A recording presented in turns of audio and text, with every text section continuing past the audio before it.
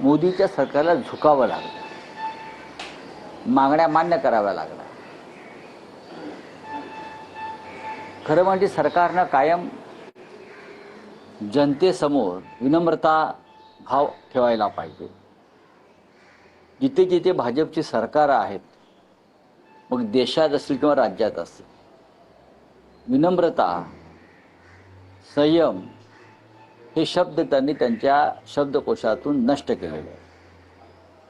त्याच्यामुळे शेवटी नाही नाही नाही नाही शक्य नाही करत त्यांना युवा शक्तीच्या मागण्या, सर्व मागण्या मान्य कराव्या लागल्या आणि एका केंद्रीय मंत्र्याचा राजीनामा घ्यावा लागला.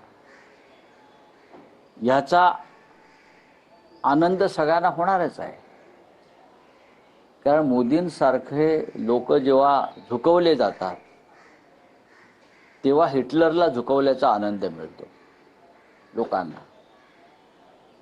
पण तरीही संयम का राखला पाहिजे?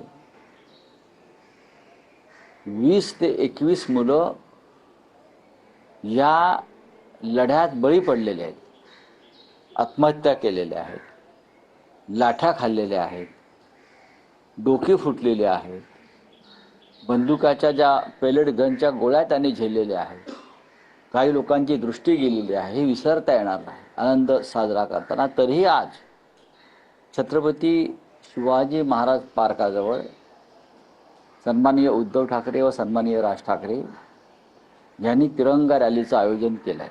खरं म्हणजे हा एक मोर्चा निघणार होता, पण आता मोर्चाचं प्रयोजन राहिलं नाही. जंतर-मंतरवर सुद्धा आंदोलन तसं संपलेलं आहे. तर एक सगळ्यांना धन्यवाद देण्यासाठी एका रॅलीचं आयोजन केलेलं आहे, तिरंगा रॅली. कोणताही झेंडा, कोणत्याही पक्षाचा झेंडा तिथे फडकणार नाही, हे सगळ्यात आधी आम्ही स्पष्ट केलं. तिथे सगळ्यांनी यावं, तिथे व्यासपीठ नाही, थोडीशी जागा आम्ही करू आणि फक्त 2 भाषणं होतील. शिवसेना पक्षप्रमुख उद्धव ठाकरे आणि महाराष्ट्र नवनिर्माण सेनेचे प्रमुख राज ठाकरे, ही फक्त 2 भाषणं तिकडे होतील. आज रविवार आहे, रविवार मुंबईतल्या लोकांचा आनंद साजरा करण्याचा दिवस असतो. त्यांना आम्ही लवकर मोकळं करू, आपापल्या घरी जातील आणि मराठी माणसाची दुपार साजरी करतील.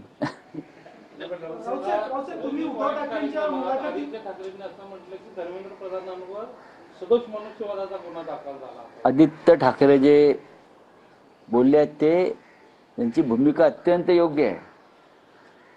त्यांच्या हलगर्जीपणामुळे, त्यांच्या बेफिकिरीपणामुळे पेपर फुटले आणि 20 जणांवरती आत्महत्या करण्याची वेळ आली. जेव्हा एका आत्महत्येस कोणी जबाबदार असतो तेव्हा त्याच्यावरील सदोष मनुष्य वधाचा गुन्हा दाखल होतो. त्याच्यामुळे देशाच्या पंतप्रधानांपासून ते या शिक्षण मंत्र्यापर्यंत सगळ्यांवर सदोष मनुष्यवधाचा गुन्हा दाखल व्हायला काहीच हरकत नाही, जर कायद्याचं राज्य असेल तर. आता नवीन शिक्षण मंत्री आलेले आहेत, तो म्हणजे कालचा गोंधळ बरा होता अशी म्हणण्याची वेळ आहे. त्यांना विचारा नीट म्हणजे काय. रावसाहेब, का तुम्ही उद्धव ठाकरेंची मुलाखत घेतलेली आहे, त्यामध्ये प्रश्न विचारलेला आहे की सरकारला झुकवण्यात अभिजित गुप्तेंना यश मिळालं, मात्र आतापर्यंत 12 वर्षात कोणत्याही विरोधी पक्षाला हे यश मिळालं नाही, अपयशी झाले. या अपयशाची कारण काय आहे? कारण उद्धव ठाकरेंनी देखील मान्य केलं की हो नक्कीच अपयश. पण आता असं आहे की तो प्रश्न मी स्वतः माननीय उद्धव ठाकरे यांना विचारला, उत्तर हवंय म्हणून. त्याच्यामुळे त्याने जे उत्तर दिलंय तेच उत्तर समजा. लोकांना एक नवीन